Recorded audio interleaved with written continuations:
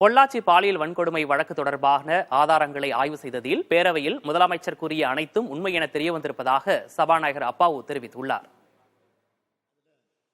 தமிழக சட்டப்பேரவையில் வெள்ளியன்று நடைபெற்ற ஆளுநர் உரை மீதான விவாதத்தின் போது பொள்ளாச்சி பாலியல் வழக்கில் பாதிக்கப்பட்ட பெண் அளித்த புகாரின்படி முதல் தகவல் அறிக்கை பதிவு செய்யப்பட்ட நாள் தொடர்பாக முதலமைச்சர் மு.க.ஸ்டாலினுக்கும் எதிர்க்கட்சித் தலைவர் எடப்பாடி பழனிசாமிக்கும் நீண்ட விவாதம் நடைபெற்றது.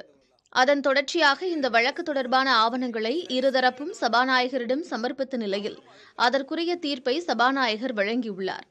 இருதரப்பு ஆதாரங்களையும் ஆய்வு செய்ததில் பொள்ளாச்சி பாலியல் வன்கொடுமை வழக்கு தொடர்பாக பேரவையில் முதலமைச்சர் கூறிய அனைத்தும் உண்மை என்று தெரியவந்திருப்பதாக கூறினார். சம்பவம் 12ஆம் தேதி நடைபெற்றிருப்பதும் வழக்கு 19ஆம் தேதி மாவட்ட காவல் கண்காணிப்பாளரின் கவனத்திற்கு சென்றதாகவும் 24ஆம் தேதி வழக்கு பதிவு செய்யப்பட்டதும் ஆய்வில் உறுதி செய்யப்பட்டதாகவும் அப்பாவு தெரிவித்தார். அதே நேரத்தில் 24ஆம் தேதி புகார் பெறப்பட்டு 24ஆம் தேதியே வழக்கு பதிவு செய்யப்படவில்லை என்பதும் தெரியவந்திருப்பதையும் சபாநாயகர் சுட்டிக்காட்டினார். சபாநாயகரின் இந்த தீர்ப்புக்கு அதிமுக எம்எல்ஏக்கள் கடுமையான எதிர்ப்பை பதிவு செய்தனர்.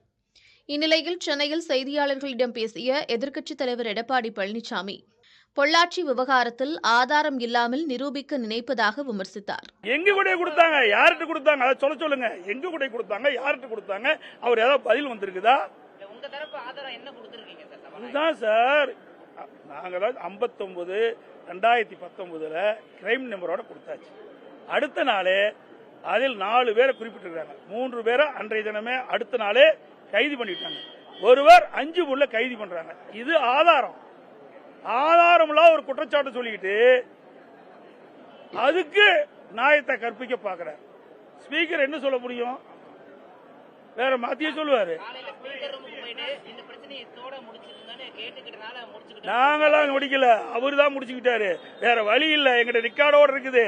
இதெல்லாமே இந்த வழக்கு முடிந்த பிறகு, தீர்ப்பு வந்த பிறகு உண்மை வெளிவரும். தனது அறைக்கு வந்த இருதரப்பும் இந்த விவகாரத்தை இத்துடன் முடித்துக் கொள்ள வேண்டும் என்று கேட்டுக் கொண்டதால் இதோடு முடித்துக் கொள்வதாக சபாநாயகர் தெரிவித்தார்.